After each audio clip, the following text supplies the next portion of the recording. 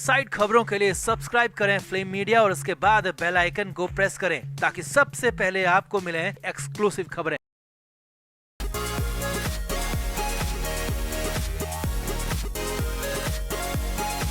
सुशांत सिंह राजपूत का केस अचानक से 3 साल बाद फिर से उठ खड़ा हुआ है। अचानक से फिर से हलचल बढ़ गई है। हालात ये हैं कि महाराष्ट्र के ताकतवर नेता आदित्य ठाकरे इस मामले में अब जी हाँ 3 साल बाद बुरे फंसते हुए दिख रहे हैं। कोर्ट के आगे खुद गिड़गिड़ाने लगे हैं, बोलने लगे हैं कि मेरी भी बात सुन लो, कम से कम सुन तो लो। क्या हुआ तो सुशांत केस में अचानक क्या अब आदित्य ठाकरे की गिरफ्तारी होगी और कहीं फंसने के डर से तो हाथ नहीं जोड़ने लगे। तो क्या हुआ ऐसा अचानक से केस में, क्यों आ गया नया ट्विस्ट, सब कुछ आपको दिखाते हैं, बताते हैं। आप इस वीडियो को शेयर करें और कमेंट करके अपनी राय जरूर दें कि क्या अब फाइनली सुशांत केस में ब्रेक थ्रू मिल गया है। कमेंट जरूर करें।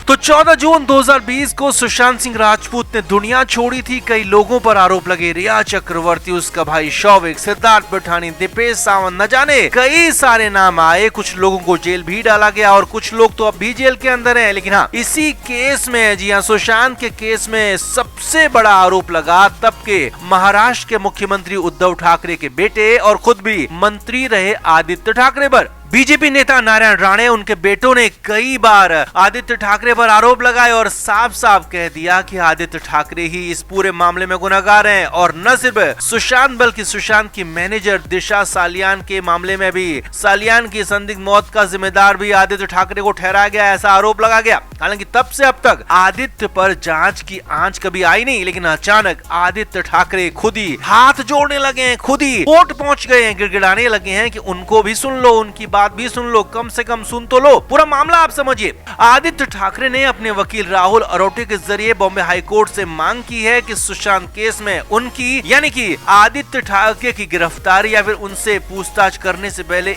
एक बार उनकी बात भी सुन ली जाए, एक बार उनकी बात पर भी गौर कर लिया जाए। आदित्य ठाकरे ने अपने वकील के जरिए साफ साफ कहा है कि सुशांत दिशा मामले की जांच सीबीआई कर रही है, लिहाजा एक नई जांच, नई पूछताछ या फिर नए तरह के एक्शन की कोई जरूरत ही नहीं है। इस मामले की जांच को सीबीआई को ही करने दिया जाए, इसमें नया आदेश ना दिया जाए, क्योंकि इससे मामले की जांच प्रभावित हो सकती है। यानी कि आदित्य ठाकरे एक तरह से डरे हुए हैं। वो सुशांत मामले में, दिशा मामले में अपनी पूछताछ नहीं चाहते हैं। वो चाहते हैं कि चुपचाप जैसे सीबीआई जांच कर रही है वैसे ही करते रहे। अब ये सब कुछ हुआ क्यों, इसकी वजह क्या थी, अचानक क्या हो गया, तो वो भी समझिए। असल में सितंबर के महीने में supreme court and high court litigants association of India के अध्यक्ष राशिद खान पठान के माध्यम से दायर जनहित याचिका में दिशा सालियान और सुशांत सिंह राजपूत की रहस्यमय मौत के संबंध में आदित्य ठाकरे की तत्काल गिरफ्तारी और उन्हें हिरासत में लेकर पूछताछ करने की मांग की गई थी। और कहा गया था कि आदित्य ठाकरे की गिरफ्तारी से ये केस सॉल्व हो सकता है। और इसी मामले में डर कर, घबरा कर आदित्य ठाकरे ने साफ कह दिया है कि उनकी बात भी सुनी जाए, कम से कम एक्शन से पहले एक बार उन्हें सुना जाए। हालांकि जनहित याचिका अभी सुनवाई के लिए हाईकोर्ट के सामने पेश नहीं की गई है, जबकि ठाकरे के वकील राहुल अरोटे ने कहा है कि हमने एक हस्तक्षेप आवेदन दायर किया है जिसमें कहा गया है कि कोई भी आदेश पारित करने से पहले हमारा भी पक्ष सुना जाना चाहिए। हमने कहा है कि जनहित याचिका सुनवाई योग्य है ही नहीं, क्योंकि सीबीआई पहले से ही सुशांत सिंह राजपूत मामले की जांच कर रही है। उन्होंने कहा कि किसी जनहित याचिका पर कोई आदेश कैसे पारित किया जा सकता है जब सीबीआई जैसी सरकारी एजेंसी पहले से ही जांच कर रही है, जबकि जनहित याचिका में सीबीआई को महाराष्ट्र के पूर्व मंत्री आदित्य ठाकरे से पूछताछ करने और एक व्यापक जांच रिपोर्ट पेश करने का निर्देश देने की मांग की गई है। अब मामला पूरी तरह से हाई कोर्ट के सामने आ गया है, कोर्ट पर निर्भर हो गया है। कोर्ट को ही तय करना है कि आगे क्या होगा, आदित्य ठाकरे की गिरफ्तारी होगी, पूछताछ होगी या नहीं होगी, ये सब कुछ अब कोर्ट को तय करना है। हालांकि सीबीआई को करीब 3 साल इस मामले की जांच को हो चुके हैं, कुछ भी कॉन्क्रीट पुख्ता अब तक मिला नहीं है। तो ऐसे में अगर कुछ पुख्ता जानकारी मिलती है, कुछ पुख्ता सबूत मिलते हैं, तो पूछताछ की भी जा सकती है। तो आपका इस पूरे मामले पर क्या कहना है? क्या वाकई में आदित्य ठाकरे डर गए या फिर उनको फंसाने की कोशिश हो रही है? आप क्या जानते हैं, आप क्या मानते हैं? कमेंट बॉक्स में जरूर से जरूर बताएं, वीडियो को शेयर भी करें।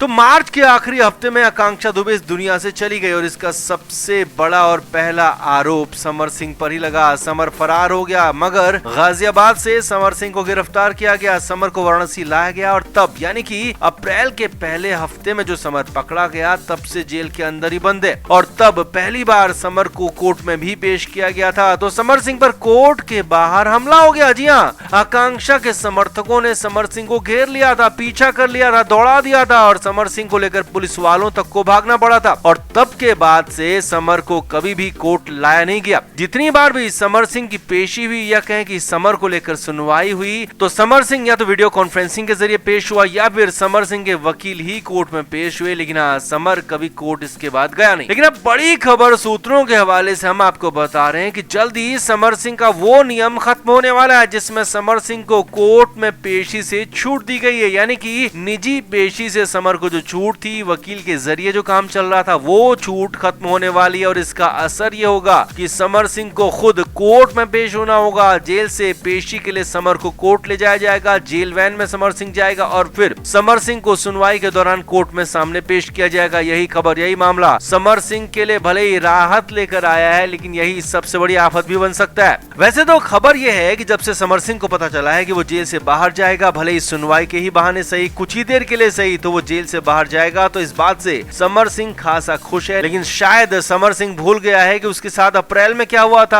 आकांक्षा के समर्थकों ने क्या किया था। वो तो पुलिस तब सामने मौजूद थी, पुलिस के रहते हुए भारी भरकम पुलिस वहां पर मौजूद थी, तो उनके रहते हुए भी समर वहां पर बच पाया था। मगर अब समर के लिए आगे मुश्किल हालात होना तय है, क्योंकि हर बार उतनी ज्यादा पुलिस, उतनी भारी भरकम पुलिस यहाँ मौजूद नहीं होगी। अब की बार समर सिंह कोर्ट में पेशी के लिए लाया जाता है तो बीच सड़क पर आकांक्षा के समर्थक समर सिंह को पकड़ सकते हैं, घेर सकते हैं, समर पर हमला तक हो सकता है, ऐसा अंदेशा लगाया जा रहा है। और जो समर सिंह खासा खुश है उसे जोर का झटका बहुत जोर से लग जाएगा, इसीलिए ये समर के लिए खुशी नहीं बल्कि झटके की बात है। कहा जा रहा है कि फाइनली वो समय आ गया है जब समर सिंह का इंसाफ होगा, आकांक्षा का इंसाफ होगा, जब समर पर फाइनली चोट होगी, समर को सबक सिखाया जाएगा और बीच रोड पर ये इंसाफ होगा। हालांकि हम फ्लेम मीडिया इसका समर्थन नहीं करते हैं, लेकिन ऐसा अंदेशा जताया जा रहा है, ऐसा माना जा रहा है कि समर सिंह बीच सड़क आता है तो पेशी के लिए कोर्ट पहुंचता है तो फिर समर के हालात आगे खराब हो सकते हैं। तो समर सिंह को लेकर अब आकांक्षा के फैंस इंतजार में है कि वो कब जेल से बाहर आए, कब उससे आमना सामना हो और कब इंसाफ की शुरुआत हो, क्योंकि फिलहाल तो पुलिस के इंसाफ में लंबा वक्त लग रहा है। तो आपका इस पूरे मामले पर क्या कहना है, कमेंट बॉक्स में आप जरूर से जरूर बताएं, वीडियो को शेयर भी करें।